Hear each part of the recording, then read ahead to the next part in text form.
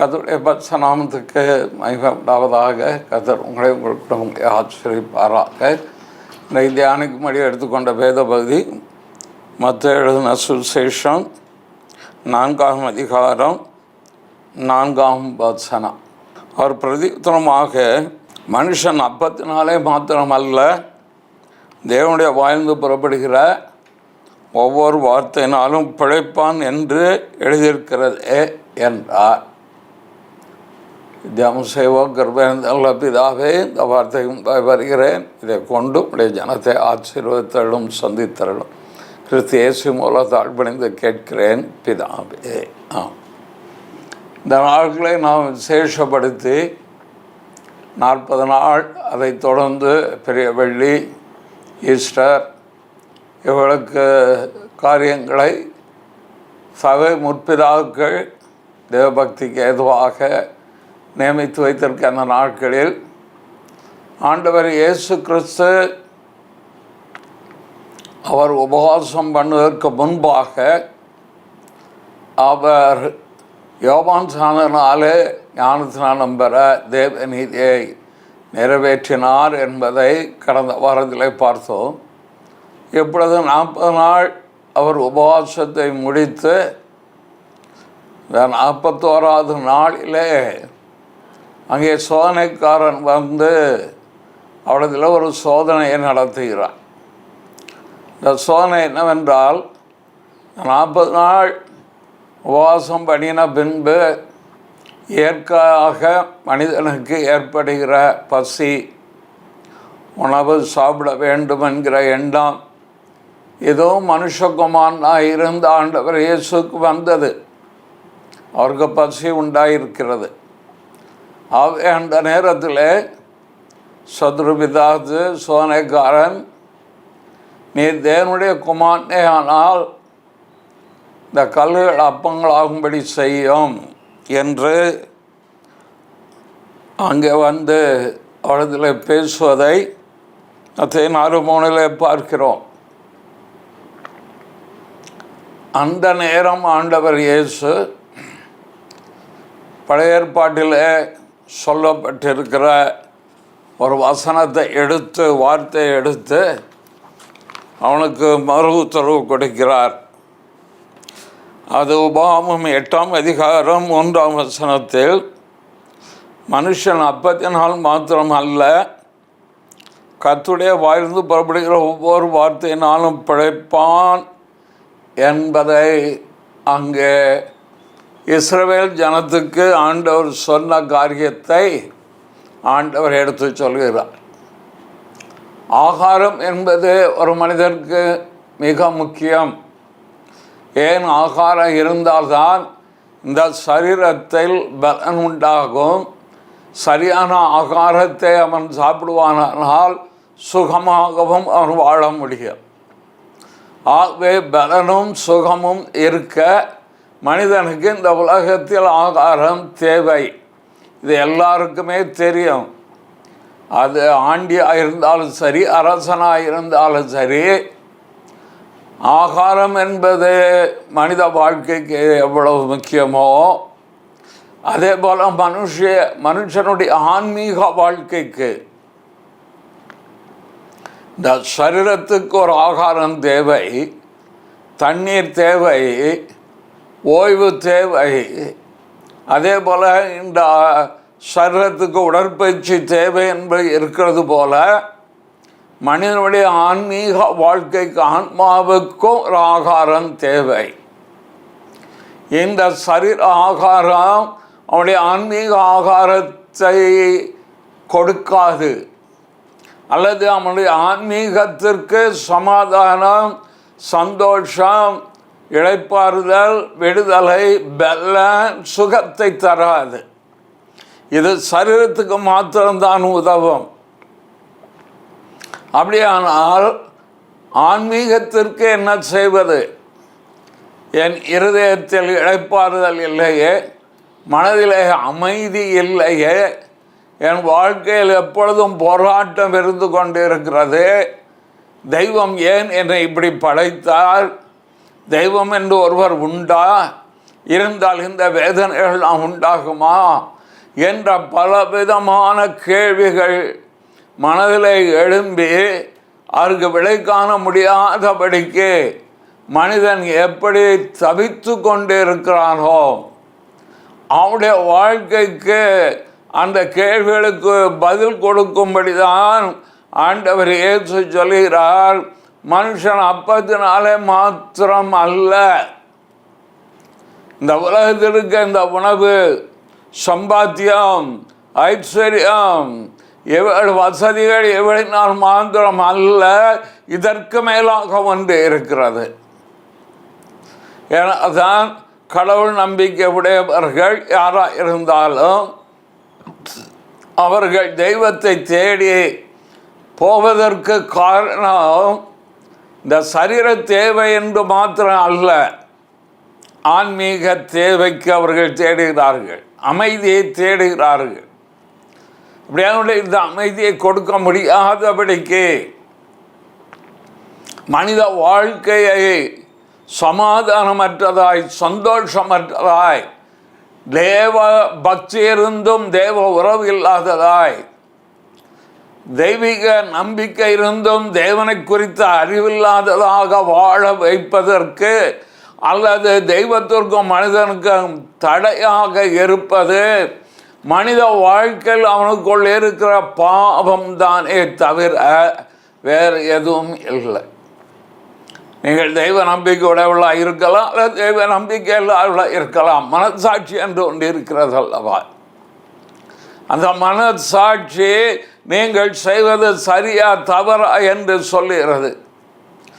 அதுக்கு தன்னை உட்படுத்தாத மனுஷனுடைய மனசாட்சி மழுங்கி விடுகிறது. நான் உலகத்தில் கேட்குறான், மனசாட்சி கொஞ்சமாவது இருக்கிறதான்னு. இருக்கு, ஆனால் அதன்படி நான் நடப்பதில்லை. ஏன்? அந்த பாவம் அவனை மீற வைக்கிறது, அந்த துர்க்குணம் அவனை மீற வைக்கிறது.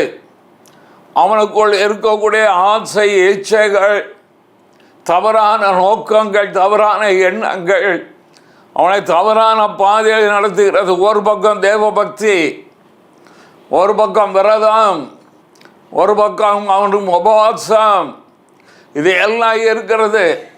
இந்த 40 நாட்களில் நீங்கள் உங்களை பக்தியான வழியில் நடக்க முயற்சி செய்யலாம். ஆனால் 41வது நாள் மறுபடியும் அதே பழைய வாழ்க்கைக்கு போவீர்களான். உங்களுக்குள்ளே அந்த பாவம் ஆகிய வித்து இன்னும் உயிரோடு இருக்கிறது. ஆகவே இதிலிருந்து எப்படி விடுதலை ஆவது? என் ஆன்மாவிலே சுகம் வருவது எப்போ? இளைப்பாறுதல் வருவது எப்போ? ஆன்மாவிலே சமாதானம் வருவது எப்போ? என் வாழ்க்கையிலே விசுவாசம், நம்பிக்கை என்பது துளிர் விட்டு வருவது எப்படி என்றால், அதற்கு ஆண்டவர் சொன்ன வார்த்தை, தேவனுடைய வாழ்ந்து படுகிற ஒவ்வொரு வார்த்தையினாலும் பிழைப்பான். இப்படி அந்த வார்த்தை யாரு? இந்த வார்த்தை எங்கே இருக்கிறது? இதை யோவான் எழுதின சுவிசேஷம் 1ஆம் அதிகாரத்தில் அது மிக அழகாக சொல்லப்பட்டு இருக்கிறது. யோவான் 1:1, ஆதியிலே வார்த்தை இருந்தது, அந்த வார்த்தை தேவனிடத்தில் இருந்தது, அந்த வார்த்தை தேவனாக இருந்தது.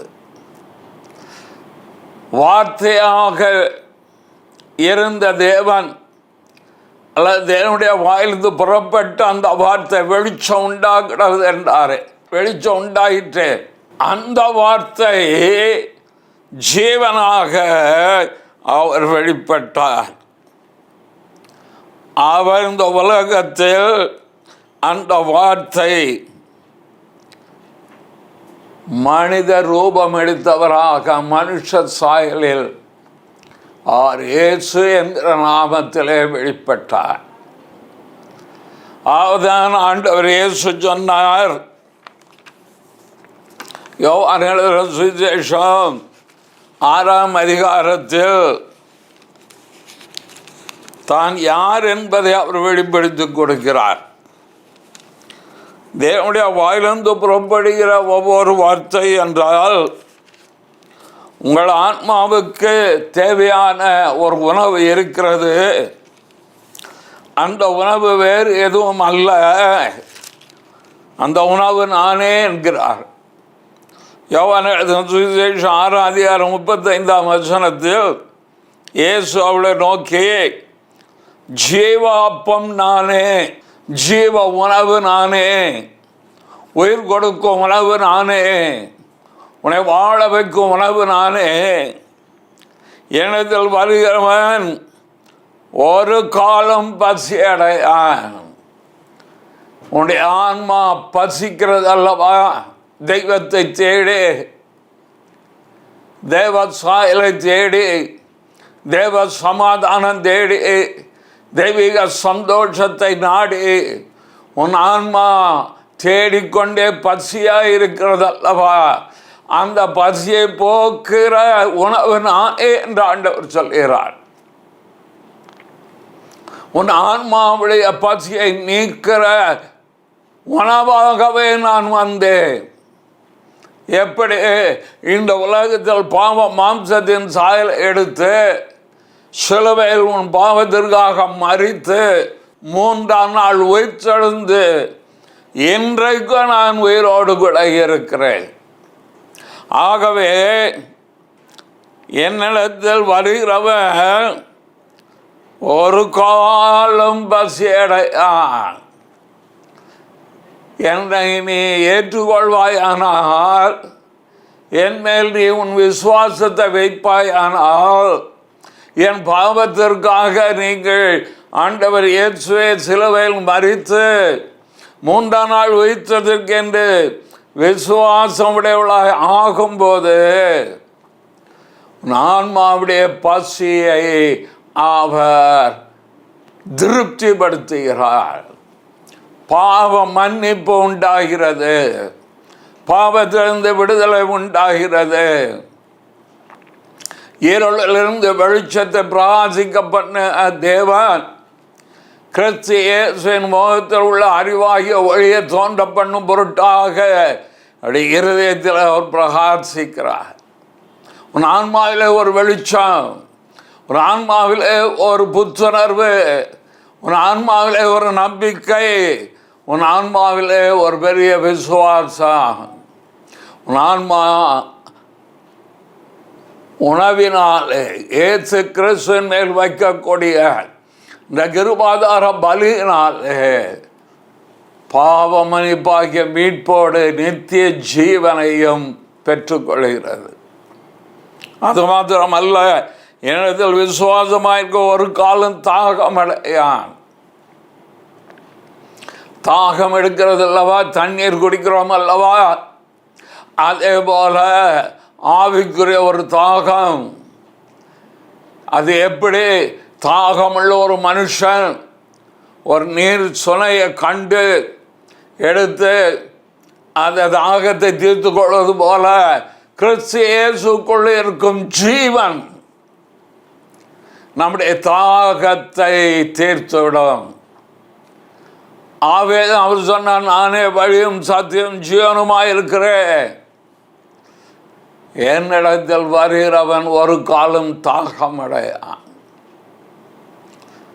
அவனுடைய தாகத்தை தணிக்கிற ஜீவ தண்ணீர் நானே, ஜீவாப்பமும் நானே, ஜீவ தண்ணீரும் நானே. என்ன விசுவாசிகளுடைய இருதயத்திலிருந்து ஜீவ தண்ணி உள்ள நதிகள் புறப்பட்டு ஓடும் என்று யோவான் 7:38 சொல்லியிருக்கிறார். 37 சொல்லும்போது, பண்டிகையின் கடைசி நாளாகிய பிரதான நாளிலே நின்று சத்தமிட்டு, ஒருவன் தாகமாயிருந்தால் என்னிடத்தில் வந்து பானம் பண்ண கடவன். வேத வாக்கியம் சொல்கிறபடி என்னிடத்தில் விசுவாசமாய் இருக்கிறவன் எவனோ அவன் உள்ளத்திலிருந்து ஜீவத்தண்ணுள்ள நதிகள் புறப்பட்டு போல். புதிய கிருபை, புதிய பலன், புதிய எண்ணெய் ஆசீர்வாதம், புதிய அபிஷேகம், புதிய வரங்கள், புதிய தரிசனம், தேவப்பிள்ளை உன் வாழ்க்கையை புதிதாக்கிறவர் கர்த்தர் இயேசு. என் வாழ்க்கையை மாற்றினார், உங்கள் வாழ்க்கையை மாற்றுவார். இது முற்றிலும் இலவசம். இந்த நாட்களில் நீங்கள் யாராக இருந்தாலும் சரி, தெய்வ நம்பிக்கை உடையவர்களாக இருந்தாலும் சரி, இல்லாவிட்டாலும் உங்களுடைய ஆன்மா தாகத்தை தீர்க்க ஒருவர் இருக்கிறார் என்று உயிரோடு. அவர் இரட்சகராக இயேசு கிறிஸ்து. ஆன்மாவுடைய பசியும் அவர் போக்குவார், ஆன்மா பலனடையும். அதே சமயம் உன் ஆன்மாவுடைய தாகத்தையும் தீர்ப்பார். ஜீவத்துள்ள நதிகள் புறப்பட்டு ஓடும். மகிழ்ச்சி இலவசம், சந்தோஷம் இலவசம், சமாதானம் இலவசம், சுகம் இலவசம், ஆரோக்கியம் இலவசம். இயேசுவிடத்தில் எல்லாம் இலவசம். தன் ஜீவனை கொடுத்தவர் அதோடு இதையும் கொடுப்பார். கர்த்தர் உங்களை ஆசீர்வதிப்பாராக. மனுஷன் அப்பத்தினால் மாத்திரம் அல்ல, தேவனுடைய வாழ்ந்து புறப்படு ஒவ்வொரு வார்த்தைனாலும் பிழைப்பான். வேதம் இருந்தால் எடுத்து வாசியுங்கள். வேதம் இல்லை என்றால் இந்த வேதத்தை எடுத்து திறந்த மனதோடு வாசியுங்கள். வேதத்தின் மூலம் உங்களோடு பேசுவார். ஜெபிப்போம். கிருபையின் நல்ல தகப்பனே, கொடுத்த வார்த்தைகளுக்காக ஸ்தோத்திரம். கேட்க யாராக இருந்தாலும் அவருடைய ஆன்மா பலனடைய, அவருடைய ஆன்மா சுகமடைய, அவருடைய தாகம் தீர்க்கப்பட கர்த்தராகிய இயேசு கிறிஸ்துவை சொந்த இரட்சகராக ஏற்றுக்கொண்டு பாவம் மன்னிப்பு அடைந்து பாவத்திலிருந்து விடுதலையாய் பரிசுத்தமுடைய சொந்த பங்கடைய நீ தகுதிப்படுத்துவீராக. கிறிஸ்து இயேசுவின் மூலம் வேண்டுகிறேன் பிதாவே. ஆமென், ஆமென்.